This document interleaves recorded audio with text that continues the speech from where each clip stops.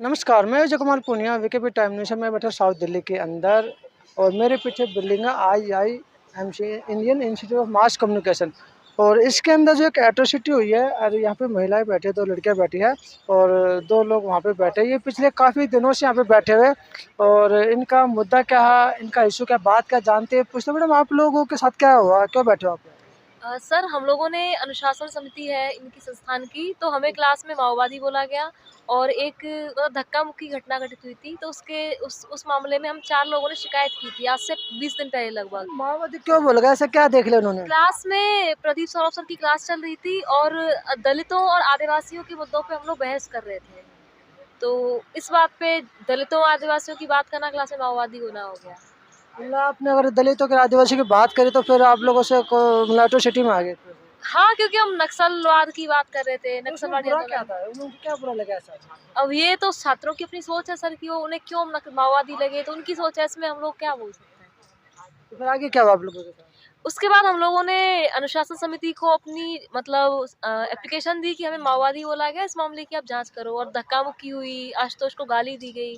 तो उसके बाद समिति जो है 2 बार मीटिंग कर चुकी है, कोई अब तक हम लोगों को रिपोर्ट नहीं दी गई। तो हम लोगों की प्रोटेस्ट का सबसे मेन मुद्दा यही है कि जो संस्थान की अनुशासन समिति है, कोड ऑफ कंडक्ट के अनुसार उसे 15 दिन के अंदर अपनी रिपोर्ट दे देनी चाहिए। तो समिति अपनी रिपोर्ट दे। हम लोग नहीं बोल रहे कि आप किसी को सूली पे चढ़ाओ, हम लोग ये जानना चाहते हैं कि आपने क्या इन्वेस्टिगेट किया, किस आप निष्कर्ष पहुंचे, उस मामले में हमें रिपोर्ट दो। तो कितने समय से आप बैठे हो? कितने दिन हम से? लोग 3 फरवरी से यहाँ बैठे हुए हैं। हाँ। तो कोई प्रशासन बात नहीं कर रहा आप लोगों से? सोमवार के दिन जब हम बैठे थे, उस दिन शुक्रवार था और 2 दिन बाद सोमवार के दिन डीजी सर आए। उन्होंने अनौपचारिक तरीके से हम लोगों से बोला कि आप लोग उठ जाओ, मैं जांच कराऊंगा ये सब। लेकिन औपचारिक तरीके से बात करने की कोई कोशिश नहीं गई है, की नहीं गई। जैसे जैसे प्रोटेस्ट के दिन बढ़ते गए, इन लोगों ने हमारे खिलाफ कारण बताओ नोटिस कि आप प्रोटेस्ट पे इलीगल लाइट का प्रयोग कर रहे हो, प्रॉपर्टी को नुकसान पहुंचा रहे हो, इस तरीके के नोटिस इन लोगों ने जारी किए। और कल फिर से हम लोगों के लिए नोटिस आया कि तुम लोग अराजकता फैला रहे हो, अशांति फैला रहे हो और संस्थान का नाम बर्बाद कर रहे हो, साइबर बुलिंग कर रहे हो। तो कोई बात करने की जगह लगातार प्रशासन हम लोगों पे आरोप लगाता चला जा रहा है। मतलब आगे ऐसे क्या पढ़ाया जाता है इसके अंदर जो कि आप लोगों ने तो आवाज उठा दी, बाकी आवाज नहीं उठा रहे? प्लेसमेंट का डर है, क्योंकि प्लेसमेंट इनके हाथ में होता है, तो बच्चे प्लेसमेंट की वजह से नहीं बोल पाते हैं। तो जब भी क्लास में असंवैधानिक बातें हो रही हैं, अतार्किक बातें हो रही हैं, तो कुछ बच्चों को तो सही भी लग रही है सर की बातें, कुछ जिनको गलत भी लग रही है। सब वो जानते हैं कि सर गलत बोल रहे हैं, वो लोग नहीं बोलते हैं। उन्हें लगता है कि 9 महीने का कोर्स है, प्लेसमेंट लेना है यहाँ से और निकल जाना है। तो अभी आगे आप लोगों को क्लास में बैठने दिया जा रहा है? हम लोग प्रोटेस्ट में हम लोग क्लास में भी नहीं गए हैं और संस्थान हमारे उन्होंने खिलाफ। बोला तो होगा कि आप लोग आगे पढ़ो, ये करो, इसको बंद करो। हाँ, जिस दिन सोमवार को डीजी सर आए, उन्होंने बोला कि जाओ क्लास में बैठ के बातें करो। लेकिन हमारी यही मांग थी कि हमारी जो मांगे हैं उनको सुनो और हमें अनुशासन समिति की रिपोर्ट चाहिए। हिंदी पत्रकारिता विभाग ने लैब जर्नल से संबंधित जो नियम निकाले हैं कि आप संस्थान के बारे में खबर नहीं छाप सकते, उनको वापस लो। तो पहले कभी ऐसा हुआ है यहाँ पे? पहले मतलब क्या? मतलब पहले कभी किसी स्टूडेंट के साथ हुआ था ऐसा, या आप लोगों के साथ ही हुआ पहले? प्रोटेस्ट तो पहले भी होते रहे मांगों को लेके और लंबी हड़तालें हुई है, भूख हड़ताल हुई है, अभी सुना है प्रशासन ने। लेकिन आप लोगों की बातें नहीं सुनी गई। अभी तो नहीं सुनी है। तो पर नहीं तो उम्मीद है कि सुने, सुन। क्योंकि सुनने लायक है। कोई बहुत बड़ी डिमांड नहीं है, आपको सिर्फ समिति की रिपोर्ट देनी है हमें। लैब जर्नल से संबंधित जो आपने नियम लिए हैं उनको आप वापस लो, क्योंकि वो अभिव्यक्ति की आज़ादी पे हमला है। सुनने में ये भी आ रहा है कि यहाँ पे RSS का कब्जा हो चुका है। आके आप आरएसएस से जुड़ा संस्थान यहाँ आके फेलोशिप देता है, आप उनका सेमिनार कराते हो क्लासों में लाके, उनकी विचारधारा का प्रचार प्रसार करते हो, हिस्ट्री को खारिज करके कि रोमिला थापर इन सबको जेल हो जानी चाहिए क्योंकि ये लोग गलत हिस्ट्री पढ़ाते हैं। तो लगता तो यही है हम लोगों को। गलत हिस्ट्री पढ़ा रहे हैं। और हमारे जो सर है राकेश उपाध्याय सर, वो संघ के प्रचारक हैं। आप ट्विटर उनके अकाउंट से देख सकते हैं चीजें सारी। मतलब अपनी मनमानी कर रहे हैं, आपका कहना ये है? हाँ, संविधान को साइड रख के, क्लास की जो मर्यादा होनी चाहिए, जो नियम होना चाहिए, उसको साइड रख के पाठ्यक्रम से इतर बातें करते हैं। मतलब आप चाहते क्या? सिंपल यही कि अनुशासन समिति अपनी रिपोर्ट दे हम लोगों को और जो लैब जर्नल से संबंधित जो नियम है वापस लिए जाएं। इसके अलावा 9 मांगे हमारी और है, अगर उन पे इसमें ये कि हमें टाइपिंग सीखनी होती है। टाइपिंग के लिए लैब खोलो, हमें लैब चाहिए क्योंकि हम लोगों के पास लैपटॉप नहीं है। इसके अलावा हम चाहते हैं कि जो लाइब्रेरी है वो क्लास से 1 घंटे पहले खुलती है और 6:30 बजे बंद हो जाती है, और लाइब्रेरी में बहुत महंगी मैगजीन्स वगैरह जो हम अफोर्ड नहीं कर सकते, तो लाइब्रेरी का टाइम बढ़े ताकि हम लाइब्रेरी के जो रिसोर्सेज हैं उनका हम लोग फ़ायदा उठा पाएँ। इसके साथ-साथ हॉस्टल में जो लोग रहते हैं उनकी माँग है कि कर्फ्यू टाइमिंग जो है, आप 10 बजे लॉक कर देते हो कैंपस को, उसको बंद करो। कर्फ्यू टाइमिंग हटाओ। इसके अलावा एक माँग ये भी है कि खाने में यहाँ पे हॉस्टल मेस का खाना पौष्टिक नहीं है। तो इनकी डिमांड है कि कम से कम रोज़ 2 अंडे और 2 केले भी साथ में दिए जाएँ। कैंटीन का खाना ठीक हो। ये सब बेसिक माँग है जो पूरा करना कोई बहुत बड़ी मुश्किल नहीं है। ये जो आपने साथ में 9 मांगे जोड़ी है, तो इन मांगों के लिए तो और भी स्टूडेंट को आगे आना चाहिए ना आप लोगों के साथ में। इसमें हमारी एक मांग है कि फ्राइडे डायलॉग जो है वो ऑफलाइन होना चाहिए। यहाँ पे शुक्रवार को एक संवाद होता है, वो ऑनलाइन होता है। उसमें क्वेश्चंस को सेंसर कर दिया जाता है, मतलब मनपसंद क्वेश्चन उठाए जाते हैं, सारे क्वेश्चंस को नहीं लिया जाता है। तो जब हमने उस ऑफलाइन कराने के लिए एप्लीकेशन पे साइन कराए, तो कैंपस से कम 30 से 40 लोगों ने उस पर साइन किए, लेकिन वो लोग हमारे साथ नहीं बैठे हुए हैं। अभी ये भाई साहब बता रहे थे कि आप लोगों को अलग सीट दी जाती है, अब आपके साथ कोई दूसरा स्टूडेंट बैठना नहीं चाहता। हाँ, मतलब सबके दिमाग में क्या दिक्कत है? सबके दिमाग में ये है कि मतलब सबको ये लगता है कि हम लोग क्वेश्चन करते हैं, प्रशासन की नज़र में हमारी इमेज खराब है। तो ऐसा नहीं है कि सब लोग एकदम हम लोग से करते हैं, कुछ लोग बात करते हैं। हम लोग की प्रोटेस्ट को पीछे से हमारे क्लासमेट्स में से बहुत से लोगों का हम लोग को मोरल सपोर्ट भी है कैंपस से, लेकिन बस खुल के कोई सामने नहीं आना चाहता है। क्यों नहीं आया, क्या डर लगता है? प्लेसमेंट का डर है सबको। इनको लगता है कि अगर हम लोग मतलब खुल के प्रोटेस्ट में आएंगे, संस्थान से सवाल करेंगे, तो संस्थान हम लोगों को प्रोटेस्ट मतलब हमारा प्लेसमेंट रोक देगा। और यहाँ पे नॉर्मल फैमिली से लोग भी आते हैं जो एक मोटी फीस लगभग 95-98 हज़ार दे के आए हैं, तो उनके लिए प्लेसमेंट बड़ा मुद्दा है, तो उनकी प्राथमिकता प्लेसमेंट है। तुम क्या दिक्कत है आप लोगों को प्रोटेस्ट कर रहे हो? सर बहुत सारी दिक्कतें हैं। क्या क्या? असंवैधानिक, अतार्किक और अवैज्ञानिक बातें क्लासेस में की जाती हैं। क्या बातें की जाती है? जैसे सत्यनारायण की कथा सुना देंगे। सत्यनारायण की कथा जी जी जी, ये भारत का कब से शुरू हुआ है? ये भारत का सबसे बड़ा पत्रकारिता संस्थान है। यहाँ पे क्लास में 50-50 मिनट तक 1.5 घंटे की क्लास होती है, जो शायद कहीं नहीं होती है। क्लास का नियम होता है कि 40 मिनट की क्लास होगी, चलिए 1 घंटे की कर दीजिए। तो उसमें से ये लोग किसी की पढ़ाने वाले के पास कंटेंट खत्म हो जाता है, और ये बिल्कुल अयोग्य व्यक्तियों को यहाँ नियुक्त किया गया है जो सत्यनारायण की कथा सुनाते हैं। कोई ये टीचर व्यक्ति कौन सी टीचर है? नाम बताओगे? हिंदी पत्रकारिता विभाग के राकेश उपाध्याय हैं। उनकी नियुक्ति हमेशा से विवादों में रही है, तो इस पे बहुत अब गौर किए जाने की ज़रूरत है। तो बहुत सारी चीज़ें, ये सत्य साईं जैसे संस्थान को यहाँ पे बुला करके फंडिंग करवाते हैं। जब हम पूछते हैं कि ये किस बेसिस पे कराई गई, आईएमसी की वेबसाइट देख लीजिए आप, वेबसाइट पे कहीं कोई उस स्कॉलरशिप का कोई जिक्र नहीं है। उसको स्कॉलरशिप कहा जाता है, लेकिन मैं ये कहूँगी कि आरएसएस जैसे जुड़े हुए संस्थानों से, असंवैधानिक बोले, एक तो सत्यनारायण की कथा, और क्या असंवैधानिक चीजें हो रही है? जैसे रोमिला थापर हैं और उनको रामचंद्र गुहा हैं, उनके इतिहास को खारिज कर दिया जाता है। क्योंकि राम मंदिर जहाँ पे बना है कि कोर्ट में जो याचिका लगाई गई थी, वहाँ तो बुद्ध का अवशेष मिलेगा।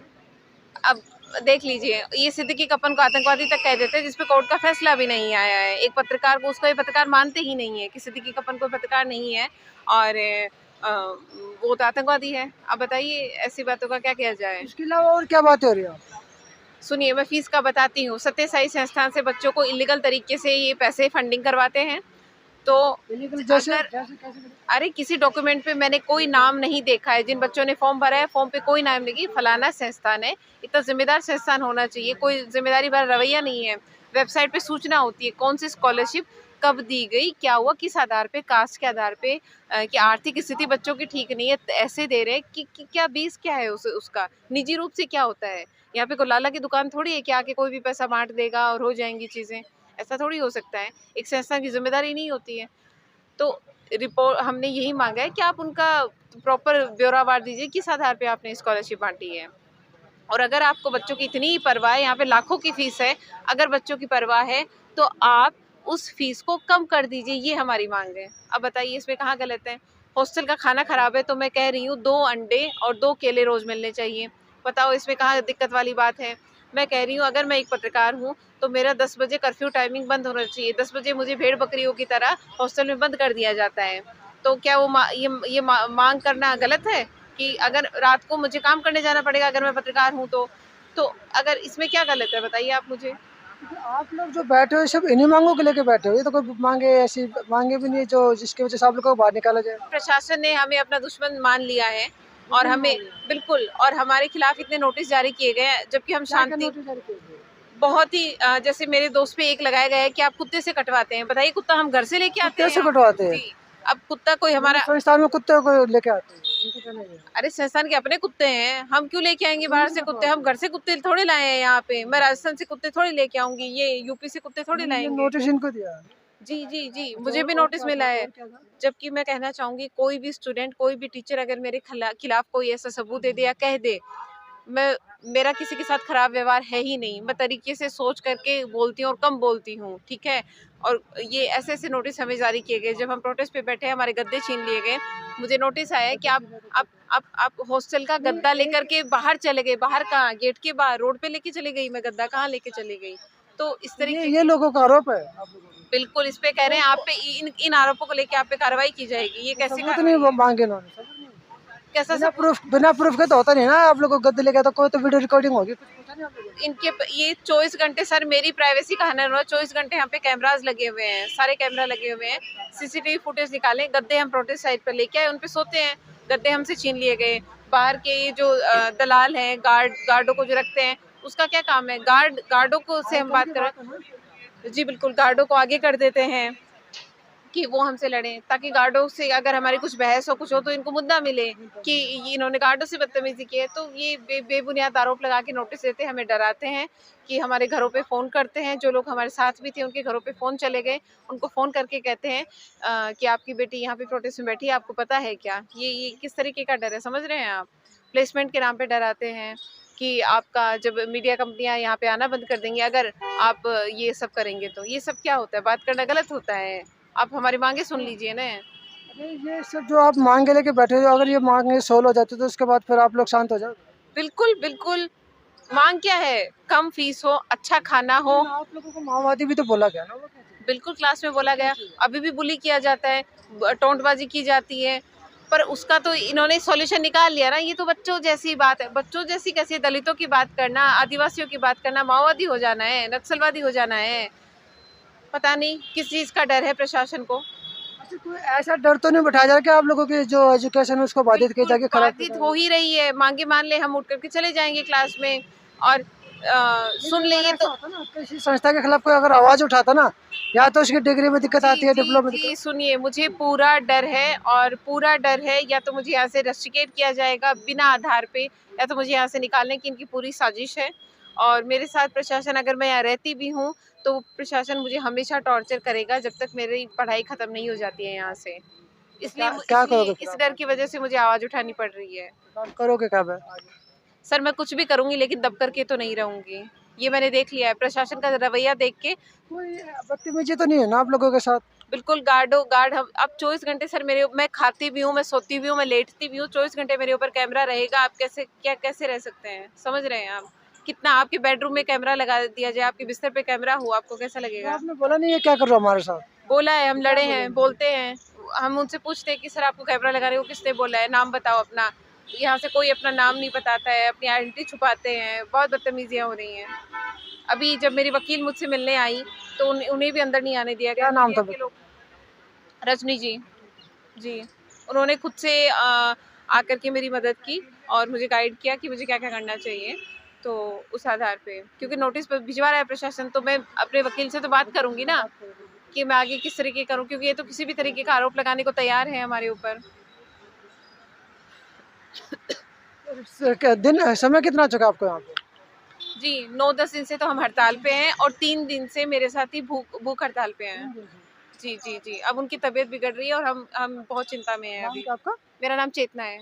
कहते चेतना जी जो यहाँ पे बैठी हुई है IIMC जो Indian institute of mass communication के सामने भूख हड़ताल पे बैठी है। 3 दिन तो इनको भूख हड़ताल हो चुके हैं और साथ में उसके अलावा इनकी कुछ मांगे भी थी जो मैंने यहाँ पे इन्होंने बताई है और ये पीछे में दिखाया जाए तो ये सारा इंस्टीट्यूट उसके सामने ये है, क्योंकि अंदर किसी भी मीडिया वाले को या किसी भी भारी व्यक्ति को अलाउ नहीं है। अगर कोई इनसे मिलने के लिए आता है तो उसको अलाउ नहीं करते ये लोग, और जिसकी वजह से इनको इंस्टीट्यूट से बाहर आकर लोगों से मिलना पड़ रहा है, बात करनी पड़ रही है।